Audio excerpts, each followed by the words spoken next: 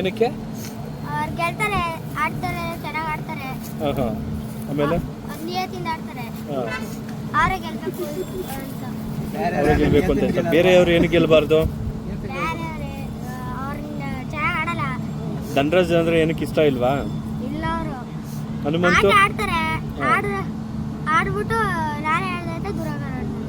ಹನುಮಂತು ಹನುಮಂತು ಅವರು ಆಡ್ತಾರೆ. ಹ್ಞೂ. ಆದ್ರೆ ಧನರಾಜ್ ಬರ್ಬಾರ್ದು ಜಾಸ್ತಿ ಅಂತ ನಂಗೆ ಇಷ್ಟ ಇಲ್ಲ. ಓಕೆ. ಮತ್ತು ಮಂಜು ಅವರು? ಮಂಜು ಅವರತ್ತು ಧನರಾಜನ ಕೆಡಗಿ ಉಳಿಸಿದಾಗ ಇಷ್ಟನೇ ಇಲ್ಲ ಅವರು. ಮಂಜು ಅಂತ ಹೇಳಬೇಡ, ಇಷ್ಟನೇ ಇಲ್ಲ ಅವರು. ತ್ರಿವಿಕ್ರಮ್ ಅಂತೂ ಚೆನ್ನಾಗಿ ಆಡ್ತಾರೆ. ಹಾಂ. ಈ ಸೀಸನ್ ಅಲ್ಲಿ ಆರೇ ಬರಬೇಕು.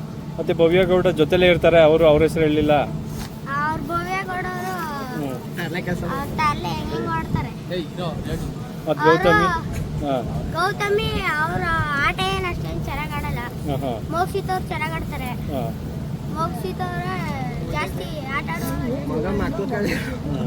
ಮತ್ತು ಹಂಗಾರೆ ಯಾರು ಗೆಲ್ಬೇಕು ಇವಾಗ? ತ್ರಿವಿಕ್ರಮೇ ಗೆಲ್ಬೇಕು ಈ ಸೀಸನ್ ಅಲ್ಲಿ. ಅವ್ರಿಗೆ ಸಪೋರ್ಟಾ? ಅವ್ರಿಗೆ ಸಪೋರ್ಟ್. ಮತ್ತೊಂದು